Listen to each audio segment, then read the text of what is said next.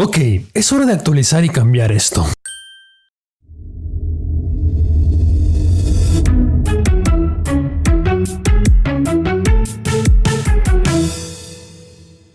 En este video te voy a mostrar todo lo que necesitas saber para convertirte en un programador y alguien capaz de resolver problemas con una computadora, como él.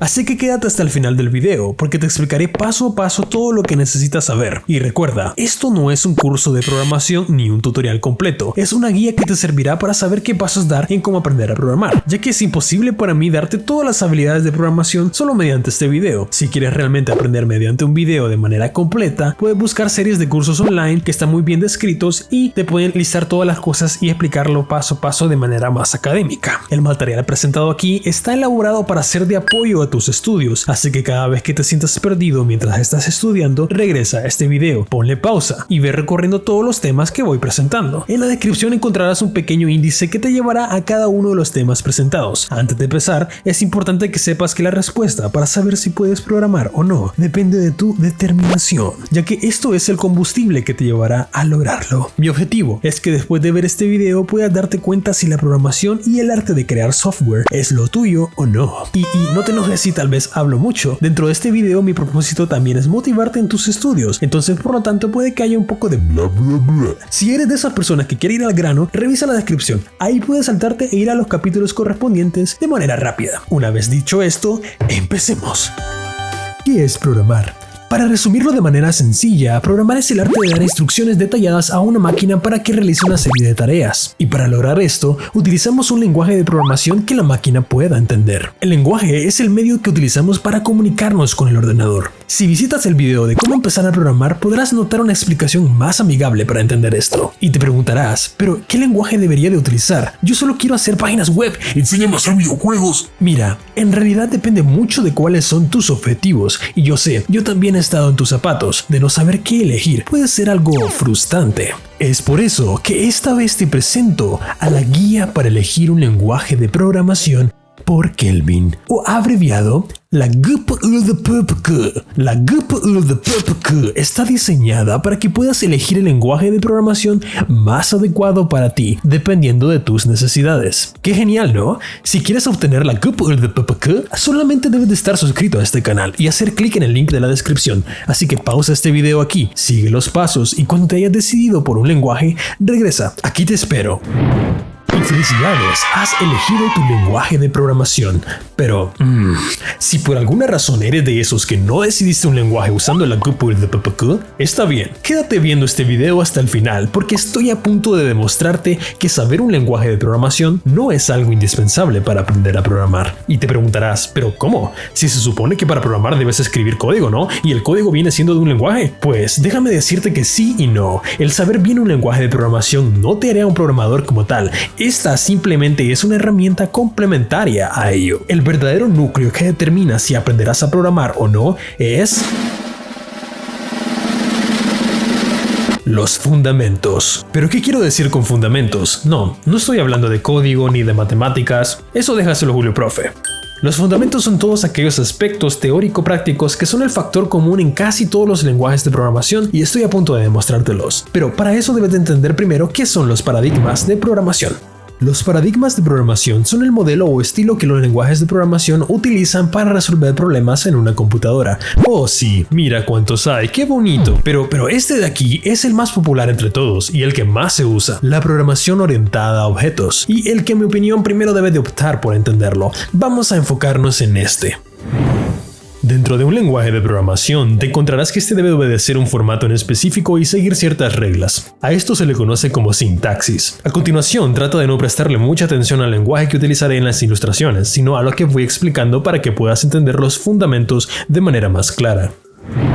Las variables es la manera en cómo guardamos valores fijos o temporales que pueden ser cambiados a lo largo de nuestro programa. Por ejemplo, si quiero guardar un número, puedo decir que este es un número entero con nombre de variable x y que guardará el número 5. Pero también puedo no asignarle ningún valor y asignarlo en alguna otra parte de mi código. Cuando colocamos el nombre de la variable con int x, a esto se le conoce como una declaración, y cuando utilizamos el signo igual es una asignación. Si te fijas, uso la palabra clave int, que representa a un número entero, pero no te dejes intimidar por esto. Esto solo es una palabra reservada del lenguaje. Dependiendo del lenguaje, esto puede cambiar, y lo importante aquí es que sepas identificar el tipo de dato que tu variable es. Como un pequeño tip, tratamos siempre de que los nombres de las variables tengan sentido, así que no vayas a colocar algo como...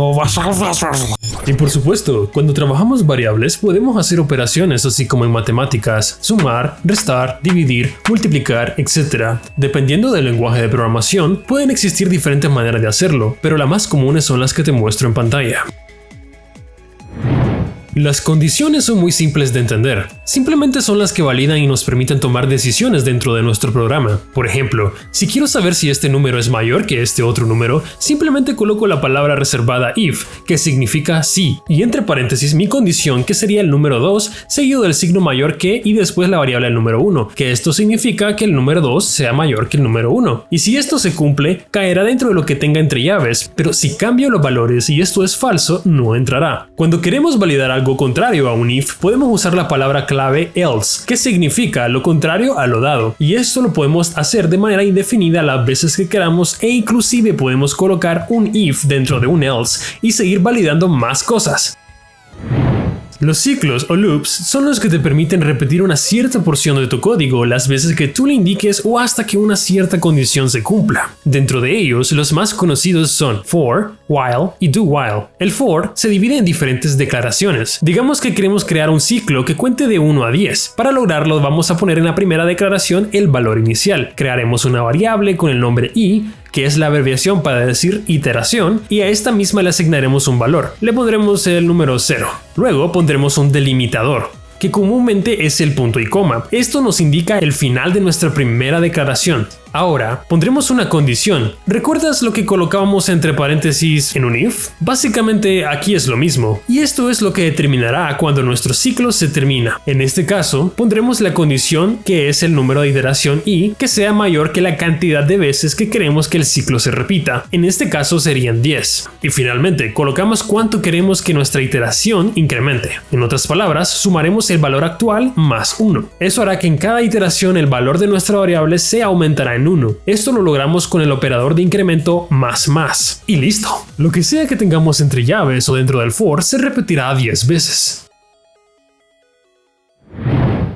El while lo único que hace es validar una condición y si se cumple se correrá el código que tengamos dentro. Su sintaxis es como la que te muestro en pantalla. Aquí, por ejemplo, para imprimir mi saludo 10 veces, lo primero que hago es crear la inicialización de la iteración, luego colocar la palabra clave while y entre paréntesis pongo la condición y dentro de las llaves colocar mi saludo e incremento el valor de la iteración por 1 al final y listo. Mientras que el do while es una variación del while con la diferencia de que la condición se hace hasta el final. Por ejemplo, aquí inicializa la variable de iteración, luego escribes do y entre llaves pondrás lo que sea que quieres hacer dentro del ciclo y al final pondrás while seguido de la condición respectiva. Esto significa que mientras esta condición se cumpla, esta porción se ejecutará, solo que la validación de la iteración se hará hasta el final. Te preguntarás, pero ¿por qué usaría un do while si ya existe el while y el for? Y sí, es cierto que no es tan común usarlo, pero créeme que hay algunos casos que te serán útiles. Por ejemplo, imagina que quieres decirle a un usuario si quiere volver a reproducir un video. El código se miraría algo así. Si te das cuenta, aquí el video se reproducirá al menos una vez y luego le preguntarán al usuario si quiere volver a verlo. Si el usuario hace clic en sí, se volverá a reproducir el video, y así hasta que el usuario elija que no. Mientras que con un while no podemos lograr que el código se corra al menos una vez, sin haber validado la condición antes, sino que debemos esperar hasta que la condición se cumpla.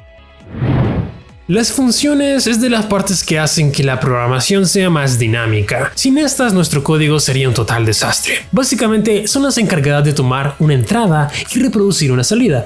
Eso es, y pueden ser usadas las veces que sean necesarias. Un ejemplo claro es el de crear una función para sumar dos números. Y para ello, nuestra entrada serían dos números y a esta entrada se le conoce como los argumentos de nuestra función. que típicamente irán en esta parte de aquí. Y aquí el nombre de nuestra función, que en este caso sería sumar, y por supuesto podemos colocar el tipo de dato que nuestra función retornaría, o sea, nos devolvería. En este caso, un valor entero, int, estaría bien. Y dentro de las llaves hacemos la operación respectiva y al final de la función podemos usar la palabra clave return, que indica qué es lo que nuestra función retornaría. Dependiendo de cada lenguaje de programación, vas a obtener una sintaxis diferente, pero en general siempre se ven de esta manera: el nombre de la función, los argumentos y un valor de retorno o un valor vacío. Los arreglos. Imagina los arreglos como una lista que contiene valores de manera seguida. Son como una variable con la capacidad de almacenar múltiples valores al mismo tiempo. Estos se almacenan en tu memoria RAM de manera usualmente continua. Por ejemplo, si quisiéramos crear un arreglo con números, haríamos lo siguiente. Usualmente estos se identifican mediante corchetes o brackets. Aquí, por ejemplo, creo una variable de tipo entero que será un arreglo. Luego la inicializo dándole un tamaño máximo de 3, lo que significa que podré almacenar 3 números. Y finalmente, cuando quiero asignarle el número respectivo, accedo a la variable mediante los corchetes, colocando la posición inicial y así sucesivamente hasta llenar todos los valores del arreglo. Te preguntarás aquí por qué empecé por el número 0 y no por el 1 si es el primer número, ¿no? Esto se debe a que en los primeros lenguajes que existieron, cada vez que queríamos guardar un valor en la memoria, necesitábamos saber la dirección exacta en donde la vamos a escribir. Entonces, digamos que tu memoria empieza en la dirección 51.966 y quieres guardar justamente al inicio de esa dirección. Tendrías que guardar en la posición 51.966 más 0. Siendo el 0 la posición del valor inicial, ya que si la posición fuera 1, esto nos daría 51.966 más 1, 51.967, y ya no sería la dirección correcta en donde queremos empezar a guardar. Pero hoy en día puedes encontrar lenguajes que empiezan con índice 1 y en vez de 0, pero las primeras generaciones acostumbraron a que fuera mediante el 0. Wow, esta sección es bastante interesante. Esta es la parte que hace que nuestro código tenga sentido. Los algoritmos, por su definición, es una serie de pasos que llevan a resolver un problema de cualquier tipo. Y por supuesto, en la informática el uso de algoritmos no es ninguna excepción a su definición. Básicamente estos son los que definen las instrucciones que nuestro programa debe seguir para poder lograr resolver un problema. En la descripción encontrarás recursos de ejemplos de diferentes algoritmos que puedan ser de tu interés, por si les quieres echar un vistazo. Como creador de software, muchas veces ocuparás que tu código esté organizado en diferentes versiones, ya sea de prueba, final o en desarrollo. Para ello existen los sistemas de control de versiones, que te permiten resolver este problema. El más popular es Git. Te invito a que veas mi video de introducción a Git, donde explico esto más detallado y cómo funciona. Genial, acabas de ver toda la información necesaria para convertirte en un programador. Pero por supuesto, ahora la parte más interesante apenas empieza. Y es ahora cuando debes de poner en práctica todo lo aprendido. Y si en algún momento tienes una duda sobre algún tema, regresa a este video y repasa alguno de los conceptos que he mostrado. Y si por alguna razón no lo encuentras en este video o es algo muy específico de un lenguaje, te invito a que te suscribas a este canal y te unas a la comunidad en Discord. Aquí podremos mantenerte motivado y ayudarte en cualquier tema de informática. Tienes todos los recursos a tu disposición. En la descripción dejaré links interesantes para ayudarte a iniciar. Si algún día creas un programa o software interesante, házmelo saber en los comentarios o mediante cualquier otra plataforma. Mi nombre es Kelvin No Sé y siempre estaré aquí para motivarte. No lo olvides, no temas. Okay.